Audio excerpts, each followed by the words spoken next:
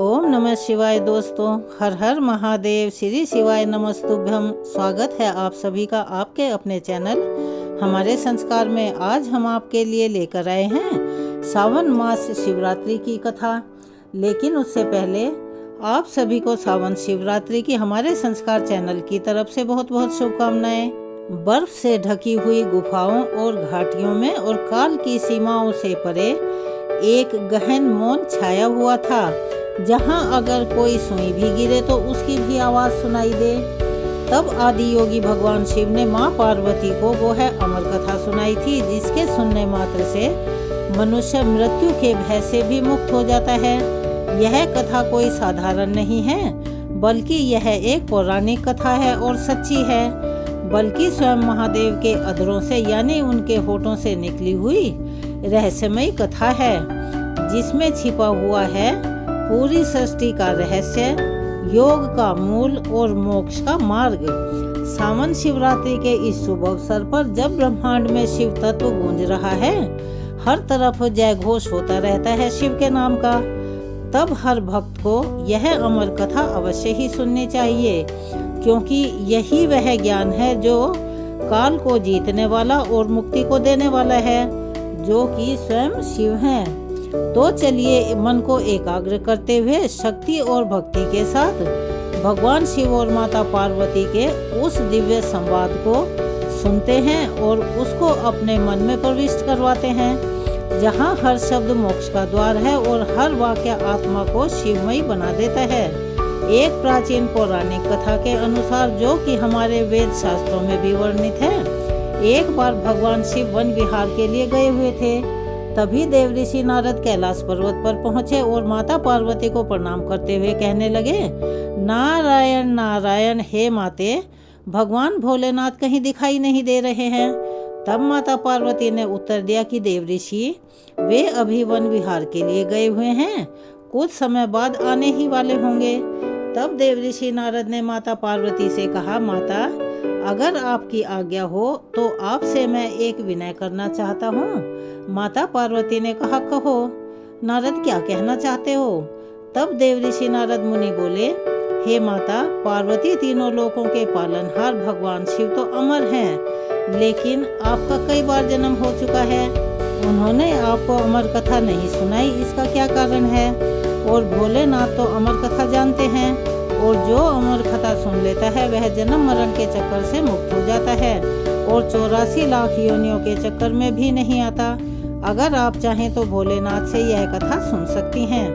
इतना कहते हुए नारद मुनि आज्ञा लेकर कैलाश पर्वत से वापस चले गए। अब इधर माँ पार्वती व्याकुल होकर भगवान शंकर की प्रतीक्षा करने लगी। जब भोलेनाथ वन विहार से वापस लौटकर आए तो देवी पार्वती ने भगवान शंकर से कहा, हे स्वामी, आप तो सृष्टि के दाता हो, जगत के भाग्य विधाता हो, और आपकी अर्धांगिनी अत्यंत कष्ट से व्याकुल हो रही है। तब भगवान भोले शंकर ने माँ पार्वती से उनके कष्ट का कारण पूछा।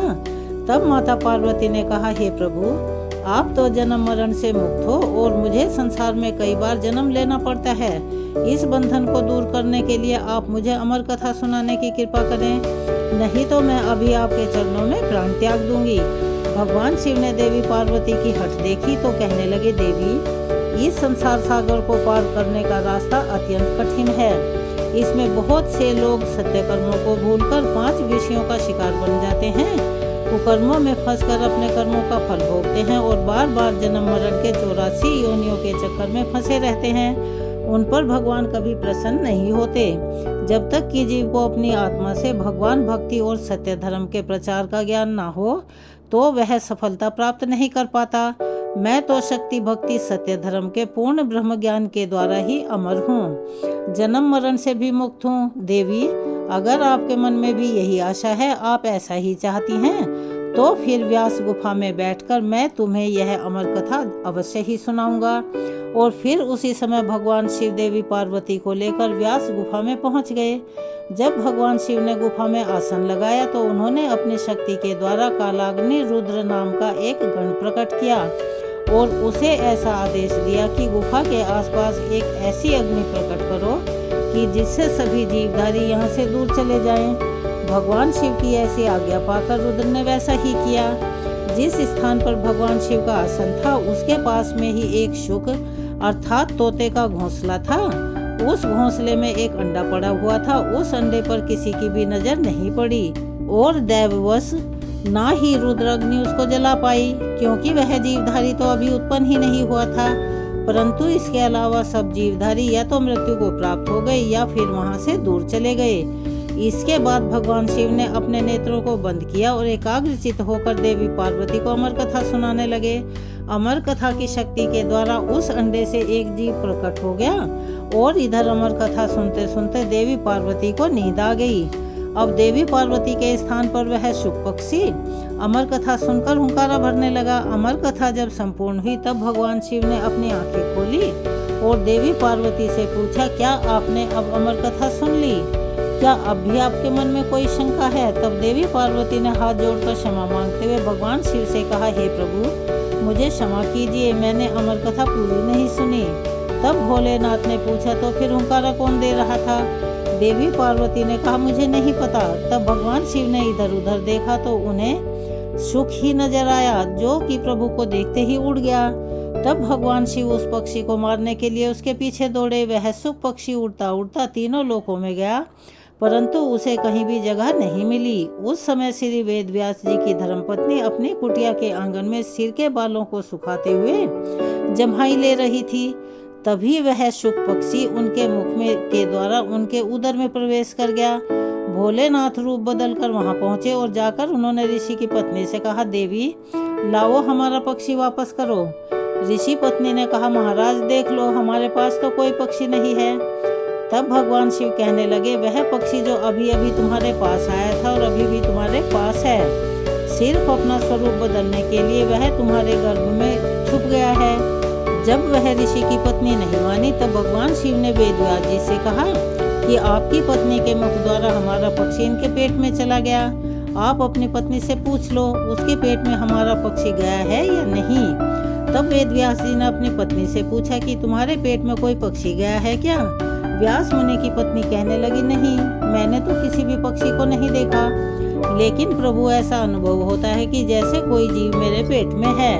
व्यास मुनि ने प्रभु से प्रार्थना की कि हे महाराज, आपका वचन तो सत्य है, परंतु स्त्री के गर्भ से पक्षी भला कैसे निकल सकता है?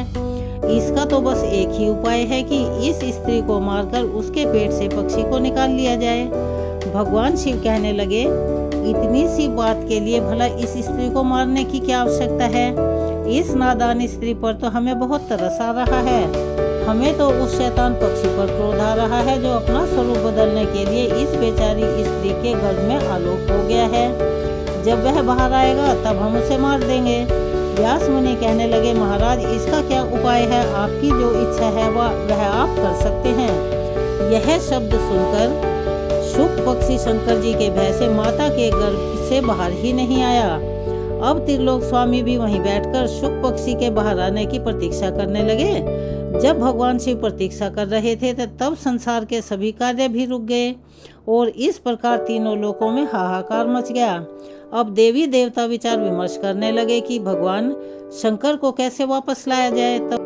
तब देवताओं से आज्ञा पाकर नारद जी व्यास मुनि के द्वार पर शंकर जी के पास पहुंचे और जाकर प्रणाम करके भगवान शंकर से कहने लगे, हे डमरूधारी, हे त्रिपुरारी, हे पालनहार, हे महाकालेश्वर, हे नीलकंठ, हे भोलेनाथ, हे त्रिशूलधारी, आपका यहाँ कैसे आना हुआ? तब शंकर जी कहने लगे, नारद जी, यह समस्या आपकी ही पैदा की हुई है और आप मुझसे ही पूछ रहे हैं।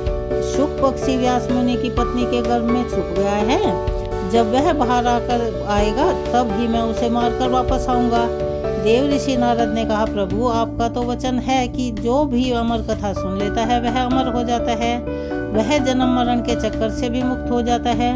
तो यह शुक पक्षी भी तो आपसे अमर कथा सुनकर अब अमर हो चुका है। सो अब यह आपके भय से माता के गर्भ से बाहर भी नहीं आ रहा और बेचारी स्त्री को भी कष्ट दे रहा है। इसीलिए हे भोलेनाथ, इस पक्षी को वरदान देने की कृपा करें, क्योंकि आपने अमर कथा सुनने वाले को अमर हो जाने का वरदान पहले ही दे दिया है और यदि आप इस शुक पक्षी को मार देंगे तो आपकी अमर कथा भी झूठी हो जाएगी।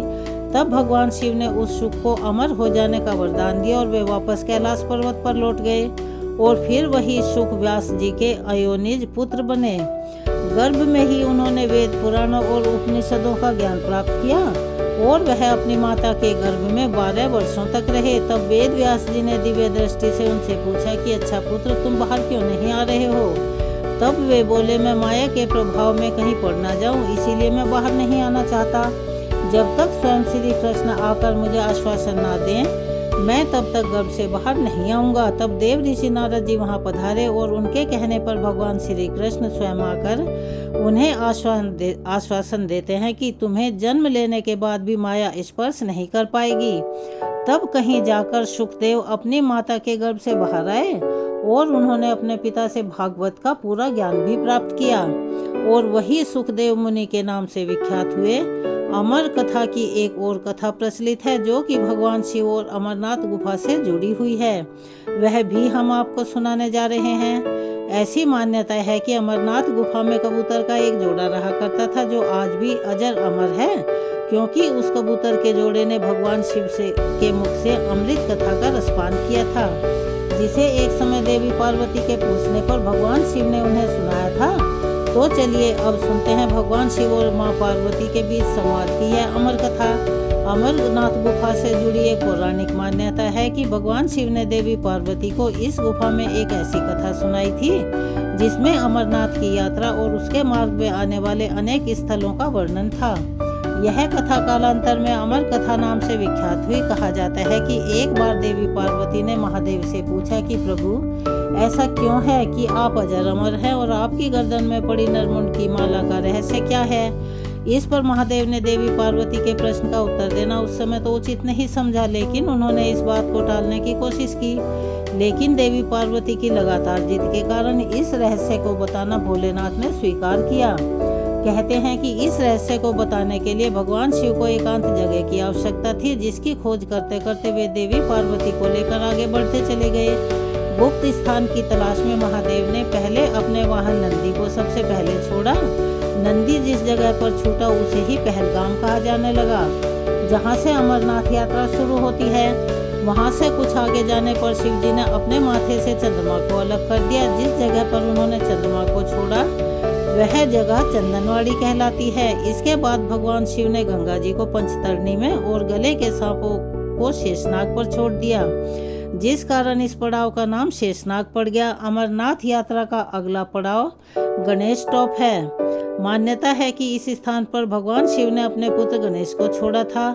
इस प्रकार इन सभी को पीछे छोड़ने के बाद भगवान शिव ने देवी पार्वती के साथ उस गुफा में प्रवेश किया। कोई भी तीसरा प्राणी इसमें प्रवेश न कर पाए, इसके लिए भगवान शिव ने गुफा के चारों ओर अग्नि को प्रज्वलित कर दिया।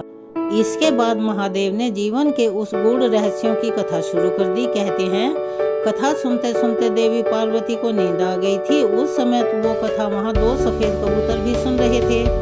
जब कथा समाप्त हुई और भगवान शिव का ध्यान माता पार्वती पर गया तो उन्होंने देवी पार्वती को सोया हुआ पाया और महादेव की दृष्टि उन दोनों कबूतरों पर पड़ी। दरअसल वे दोनों कबूतर उससे पहले से ही वहाँ पर उपस्थित थे। एक घोंसले में पड़े हुए थे जो कि अंडे के रूप में थे। इसी बीच में अंडे फूटे, उनमें से 2 नन्हे कबूतर निकल आए। उन्हीं कबूतरों ने भगवान शिव के द्वारा सुनाई गई कथा का श्रवण कर लिया और जब कथा के बीच में देवी पार्वती सो गई थी तब उनकी जगह पर वे दोनों कबूतर हुंकारा भर रहे थे।